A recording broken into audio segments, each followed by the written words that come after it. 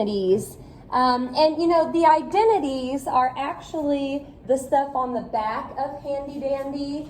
I can't say that we're going to use those in particular today, but starting Monday, we're going to be using the back side of Handy Dandy quite a bit. What we start out with, though, here for part one, is more just stuff from the table, maybe drawing some triangles. So anyway, we'll get to the identities, but that's not really where we're headed yet today. All right, I'll go ahead and put the directions up here for today. I think this is for the whole lesson. It is. Only thing we're doing, use the given values. Use the given values to evaluate the remaining trig functions. All right, use the given values to evaluate the remaining trig functions. Okie doke. Well, let's try the first one here. Number one, it's giving us that cosine of x is negative radical 3 over 2. And then sine of x is negative 1/2. So they're giving us sine and cosine. We still have to figure out tangent, cosecant, secant, and cotangent. So we still have a little bit more to figure out. Now, I know that this is not really stated in the directions anywhere, but I really think with these problems that it helps if you can see what's going on with the triangle.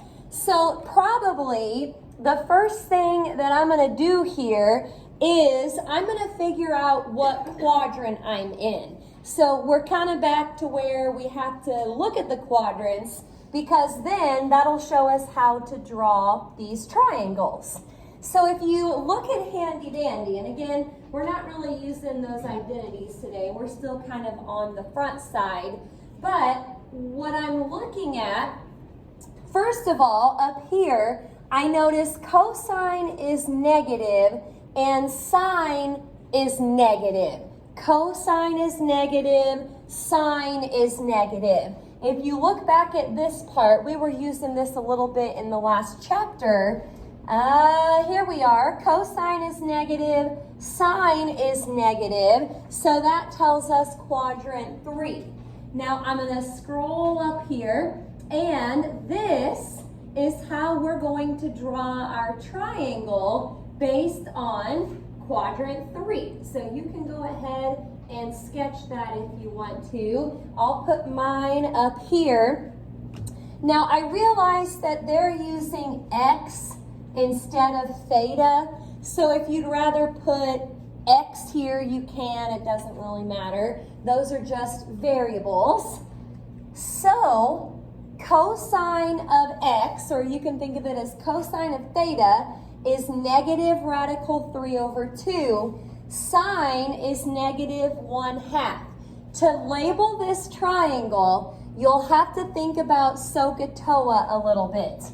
Cosine is adjacent over hypotenuse. Now remember, the negative out front can be kind of tricky sometimes. Technically, it could be on top or it could be on bottom, but actually the hypotenuse is always positive, so that tells me the radical 3 should be negative.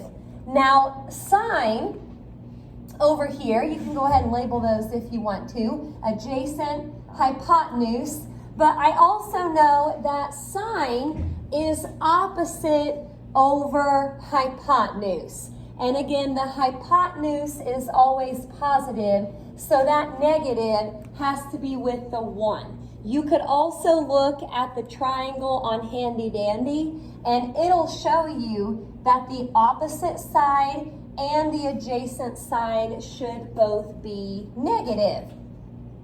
All right, well, I've got sine, I've got cosine. Let's go ahead and figure out tangent. Doesn't really matter what order you go in, but tangent is opposite over adjacent. This is like our starting point or starting angle. So opposite over adjacent, we're gonna need to simplify that a little bit.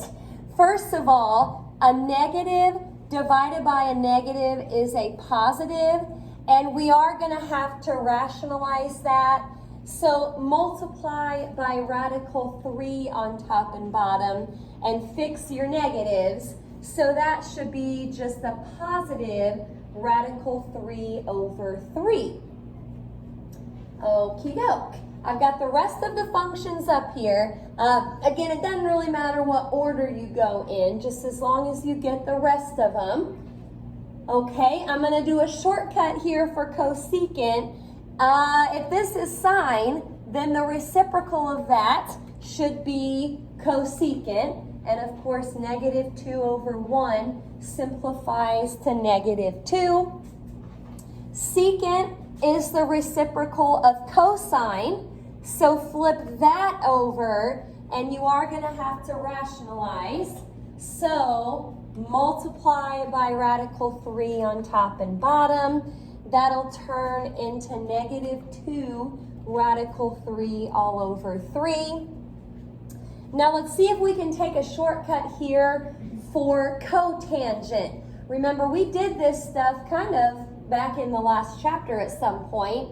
You could flip this over if you wanted.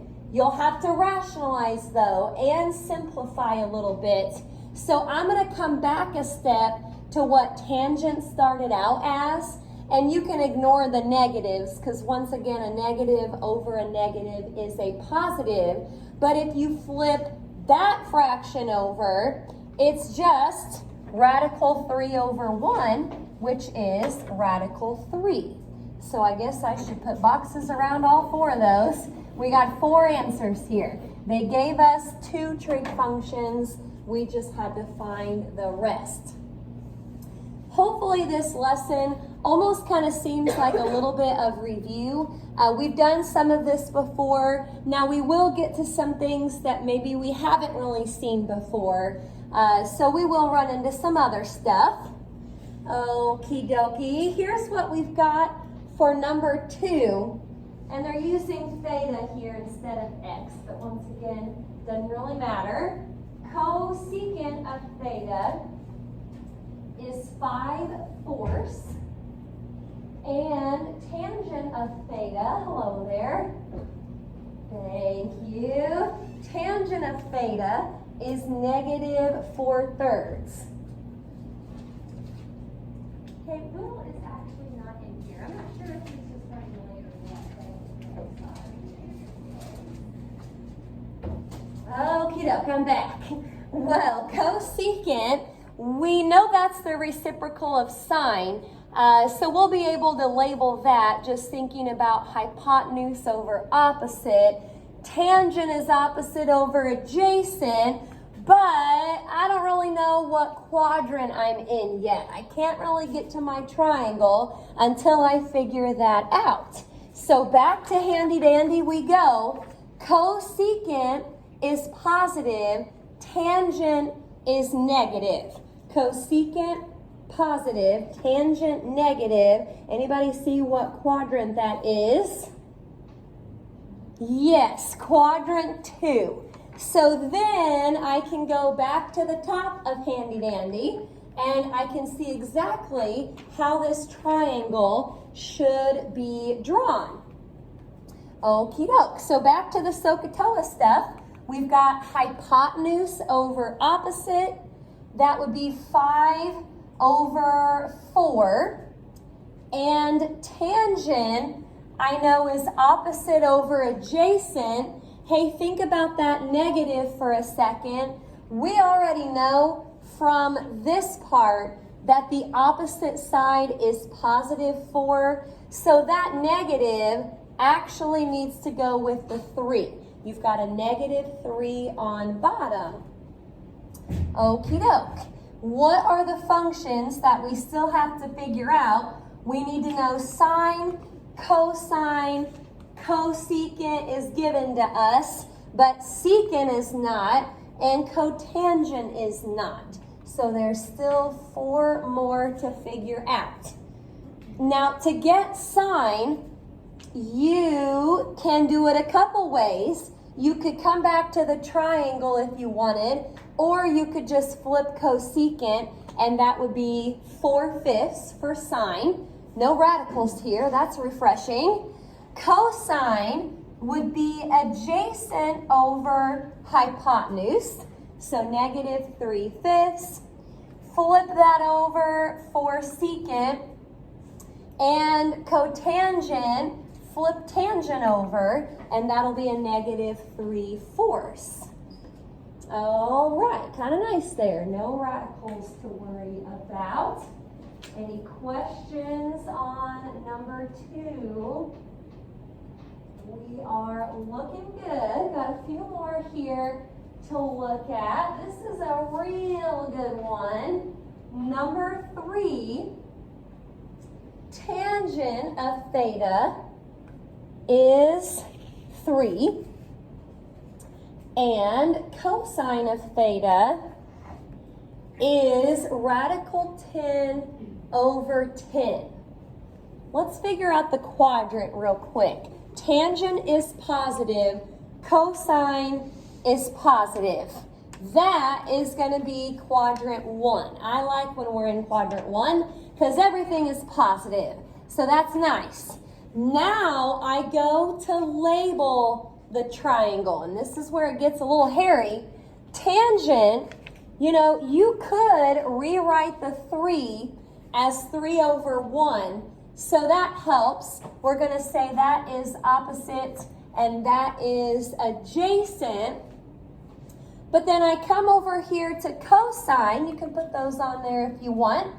But cosine is radical 10 over 10, and that is supposed to be adjacent over hypotenuse. Now hang on a second. We have conflicting adjacent sides. This is telling me the adjacent side is 1. That is telling me the adjacent side is radical 10. Anybody maybe see what we need to do here, or what we might need to think about? Go ahead. You try to set up a proportion because one is probably just simplified. One of them has been simplified. Yes, we're on the right track.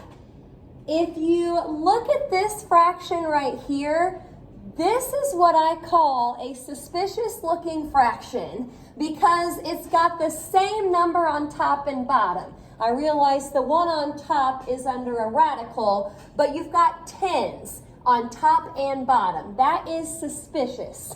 Anybody know what that fraction might have started out as?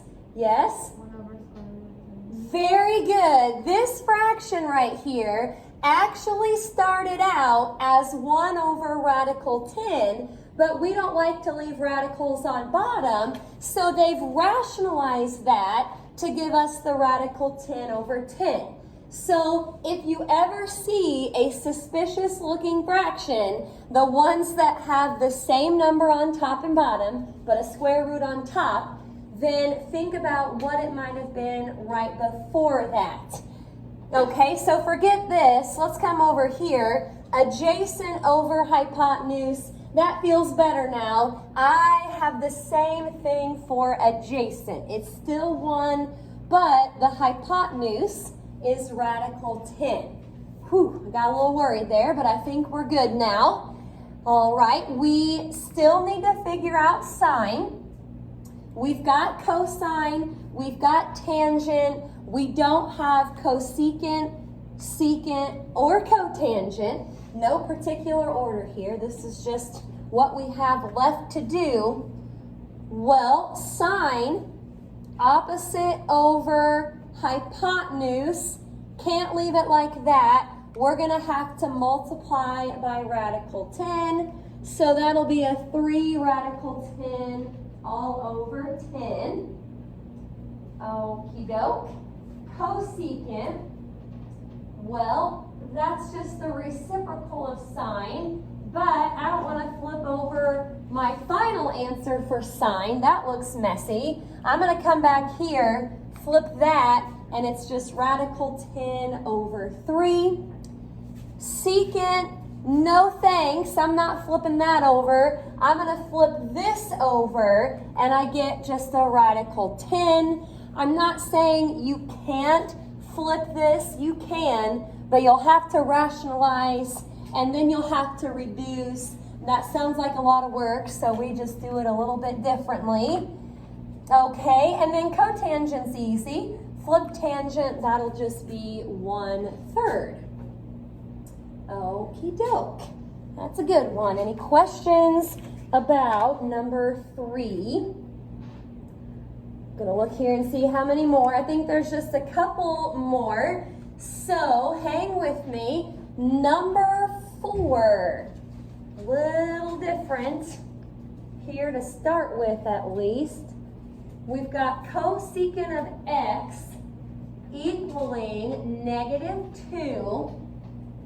And then cosine of x is greater than 0. Well, they usually give us 2 functions to start with. Technically, they're only telling us 1 function. We only know cosecant. So by the time we're done here, we have to figure out the other 5. Sine, cosine, tangent, secant, and cotangent. There's 5 left to figure out. So first of all, we can still figure out our quadrant here. Cosecant is obviously negative. If cosine is greater than 0, what does that mean? It's positive. So if cosecant is negative and cosine is positive, that tells me that I'm in quadrant 4. So this is how our triangle will be set up. All right, let's start to label. Now we don't have as much to go off of, but the -2, you could rewrite that as -2 over 1. And as far as the negative goes, remember hypotenuse is always positive, so the negative is actually down with the 1. Hypotenuse is +2, and the opposite side is -1. We don't have another trig function over there to help us find this side, but what could we use to find this side? Pythagorean Theorem, yes. So here we go. I'm calling it A. You could say A or B. So we've got A squared plus -1 squared, and it equals 2 squared. Remember, squaring a negative makes it turn positive. So subtract the 1, square root. Hey, if we're in quadrant 4, should this side be positive or negative? To get to quadrant 4, yeah, it's on there on handy dandy if you want to look there, but that should be positive. So radical 3 is the missing side. Okay, and like I mentioned earlier, you've got 5 trig functions left to figure out.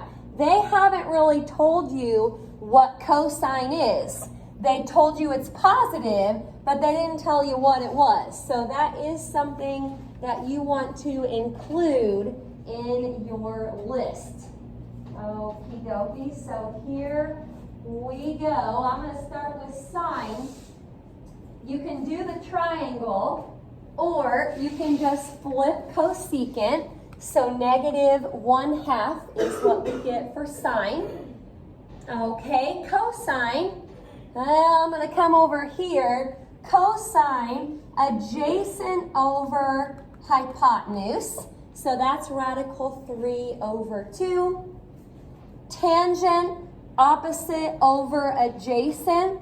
negative 1 over radical 3. I can't leave it like that.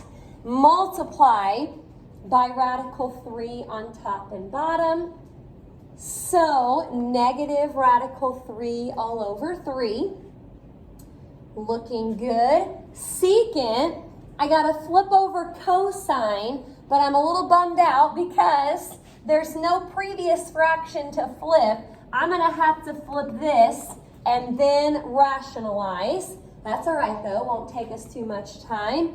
Multiply by radical 3, and we get 2 radical 3 all over 3.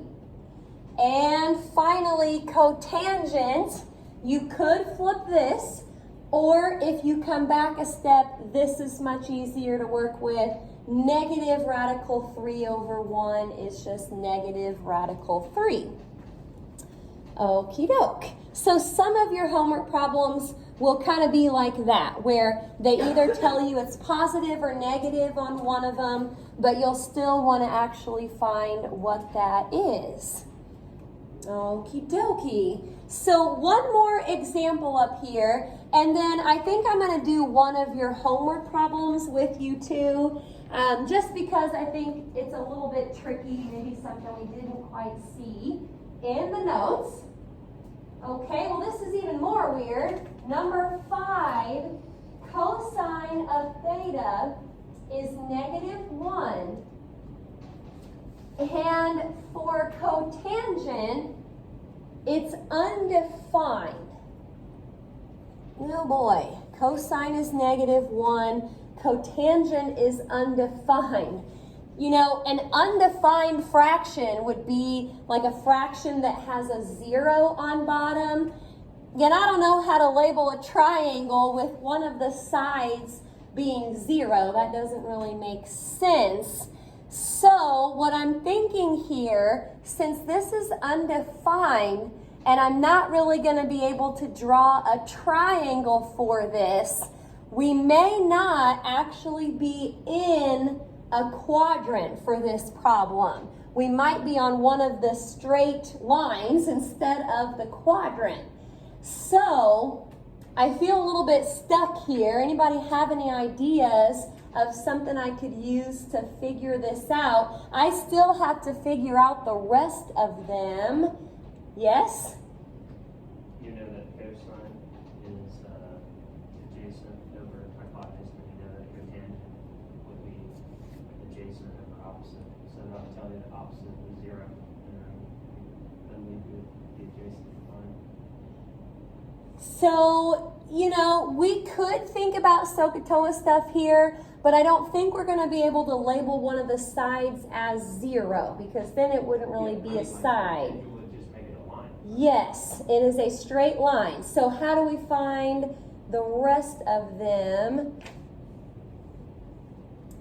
You could kind of go through that, but you know, I've got kind of a shortcut here for you. If you look at Handy Dandy, thank goodness for Handy Dandy, it's actually got this table on here, which might be helpful for us. We could try to kind of go through some SOHCAHTOA stuff, but it's just weird because you're not really in a quadrant necessarily. So if you look at this table and you think about what they gave you, what did they say? They said cosine was negative 1.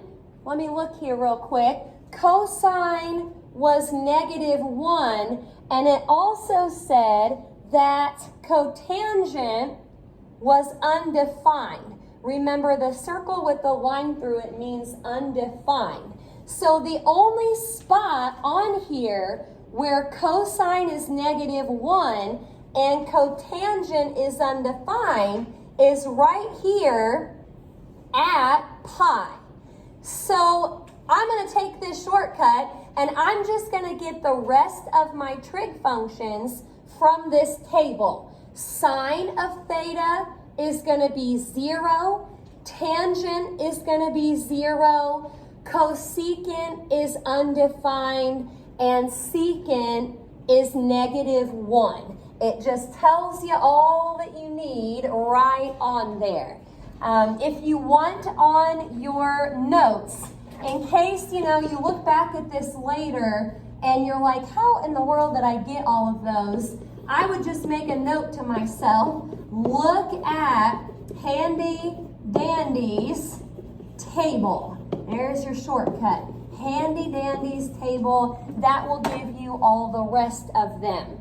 So in the assignment, if any of your problems have like a 0 or an undefined or something weird like that, that's kind of your clue to look at that table and see maybe what theta is. It's not going to be something in a quadrant. Okie doke. I'm going to put the assignment up here next. And like I said, I've got one problem from the assignment that I kind of want to do with you. So if we're good with that slide, let me go ahead and put T31 up here. And it's number 10 that I would like to start with. I know that's not really in order, but it's a good one to do together. So if you want to start with 10, and then we'll kind of go back and do the rest of them. Give you a second to copy that.